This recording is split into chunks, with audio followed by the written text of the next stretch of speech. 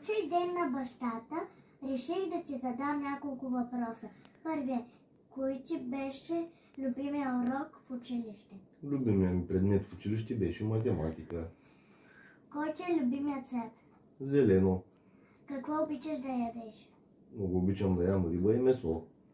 Какъв ти е... Трудно ли е да си баща? Понякога с много говорещо детенци като теб е трудно. Благодаря ти за това интервю. Обичам те. И аз те обичам. Искам да ти задам някакъв въпрос. Добре, Бошко. Любимия предмет в училище? Любимия ми предмет беше математика и физическо. Любимите ми книги са всички романи на Емилио Салгари. Трудно ли си да си баща на 3 деца? Ами доста е трудно по принцип. Доста. Какво мислиш за мен? Си много забавен и умен. Здравейте, аз съм Виктория Пехливанова, ученичка от първи А клас. Сега ще задам няколко въпроса на тате по повод седмицата на бащата. Здравей, тате! Сега започваме с въпрос номер 1. Кой ти е любимия предмет в училище? Здравей, тате! Любимият ми предмет в училище беше математиката.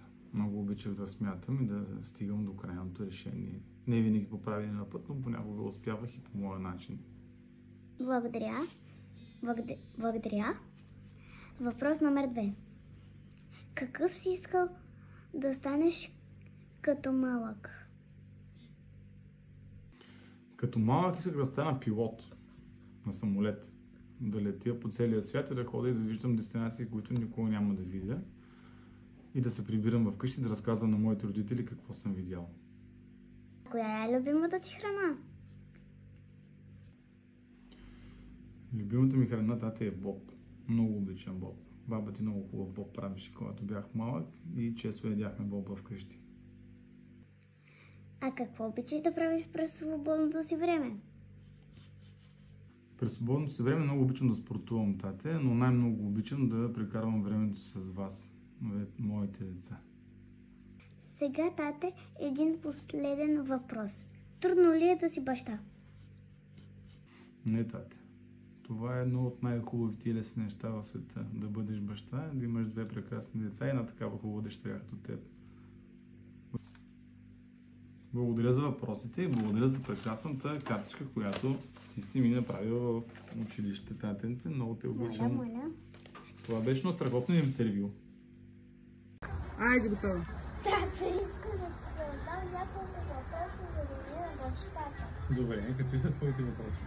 Какво обичаш да правиш в междучасието? В междучасието? Да. Обичах да се играя с другите дечица. И когато беше голямото междучасие, обичах да играя с футболната топка на игрището. Какво ти е любимата книжка, която беше малка? Любимата книжка беше тази за едни индианци. Казваше се Оцелово.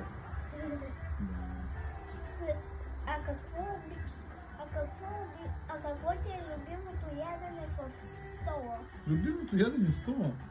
Ами... Не знам, тати, там обичах всичко да ядям. За да стана голям и силен, ядях всичко.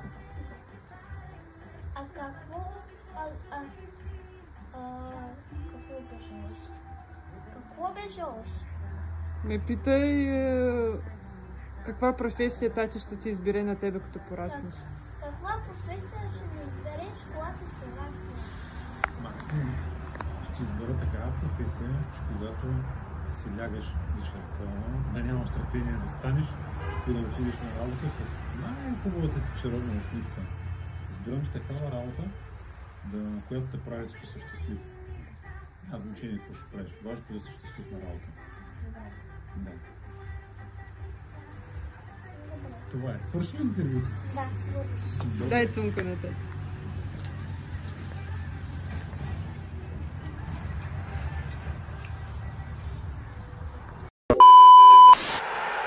Pretende си от страна на домакините се игра с ръка. Татко!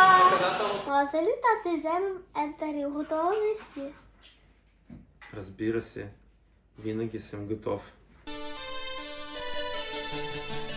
Какъв е любими ти предмет в училище? Разбира се, междучасието. Там винаги имах шестица. Какъв се иска да стане малък? Мечтаях да съм космонавт, ама после разбрах, че и на Земята има достатъчно приключения. Какво обичаш да правиш през свободното си време? Да си почивам от това, че нямам свободно време. Каква е любимата ти храна? Тази, която не си довършила, винаги е най-вкусна.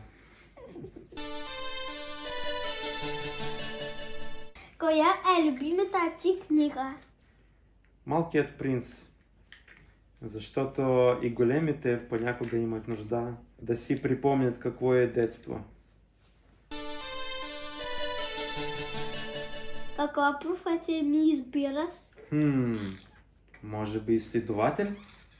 Или поне човек, който винаги търси нещо интересно.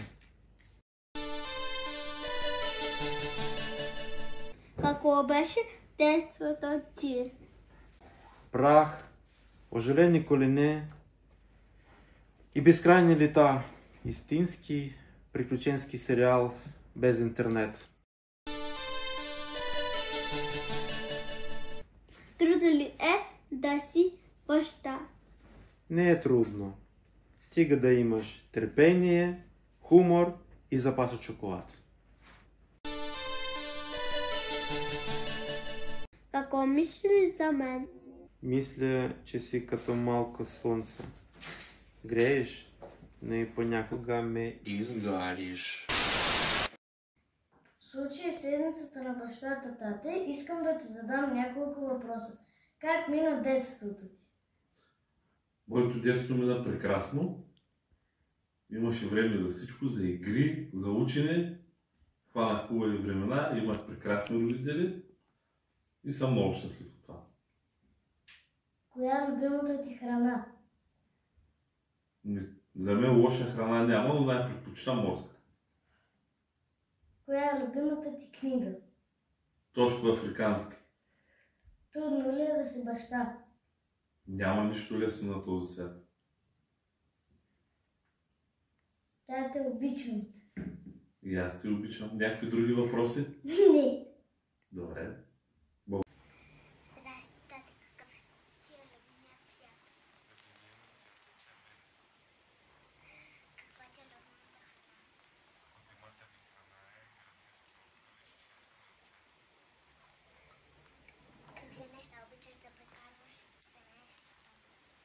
Обичам да прекарвам велосипед в морската града. Какъв си искал да станеш като малък? Като бях малък, исках да стана космонавт.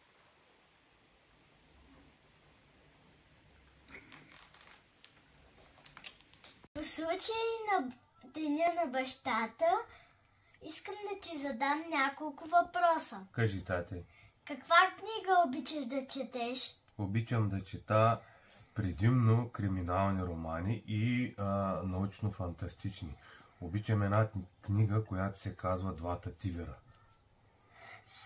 Какво обичаш да ядеш? Обичам да ям най-много паржоли и свински рибарца. Какво ти е детството? Много диво и много буйно детство. Когато бях малък, много обичах да си играя само с лагерни колички и с колела. По цял ден нон-стоп правих лагерни колички и ремонтирах колела и ходехме да караме постоянно, всеки ден, от сутрин до вечер колела. Какъв цвят обичаш? Синьо. Каква желаеш да ти е къщата? Моята къща. Аз имам най-прекрасната къща. Когато вие сте тук, това е най-хубавата къща. Снимаш ли? Да. Говори. Тате, за седмицата на бащата искам да ти задам някакви въпроси. Кой ти е любимият предмет в училище? Като бях малък ли? Да. Ами да ти кажа честно, един от предметите, който най-много ме се отдаваше, беше български език и литература. Добре. А иначе в техническите предмети съм нямал никога проблеми, са ми били лесни. Добре. Коя ти е любимата храна? Но то е относително, защото има много любими храни. Мога да кажа, примерно, мусака. Кажи ми най-любимата. Мусака. Мусаката ли? Добре. Било ли е лесно, като си бил малък? Коя ти е мечтата да станеш, като си бил малък? Като малък, най-вероятно те повечето момчета, може би, се искат да станат полицаи. Но не ти. И аз също. Като съм бил малък, да. Добре. Трудно ли е да бъдеш баща? Не е много лесно. Особено детето, ако не полага грижи. И то, нали, за да улесни процеса на гледане. Да. Нещо друго? Книга. Коя ти е любимата книга? Любима детска книга, мога да кажа Ян Бибиян. Ян Бибиян? Маланата. Снимаш ли? Да. Кажи, благодаря много за интервюто. Благодаря много за интервюто. Yes. Ще продължим следващия път. Добре. И аз благодаря. Кажи, Линдор, какъв от тебе любимия предмет в училище? Математика. Защо? Защото много обичам да смятам и много ми помага в живота ми. И надявам се на теб ще си помага. Какво обичаш да правиш в свободното си време?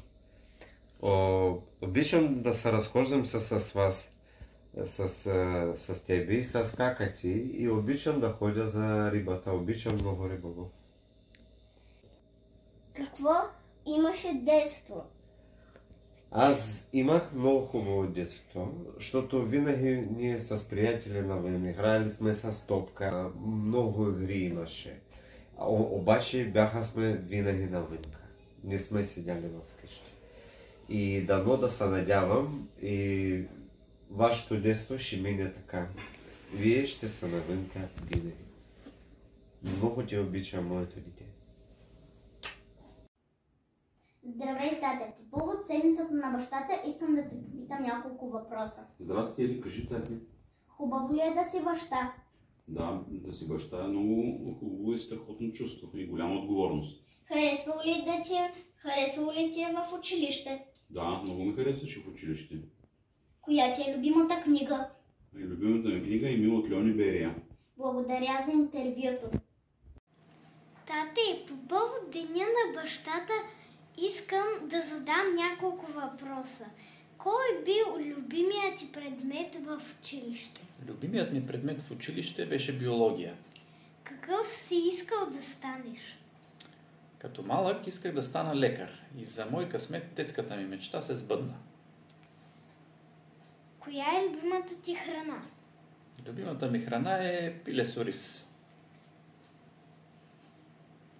Кой е любимият ти цвят? Любимият ми цвят е синият. Каква професия избираш за мен?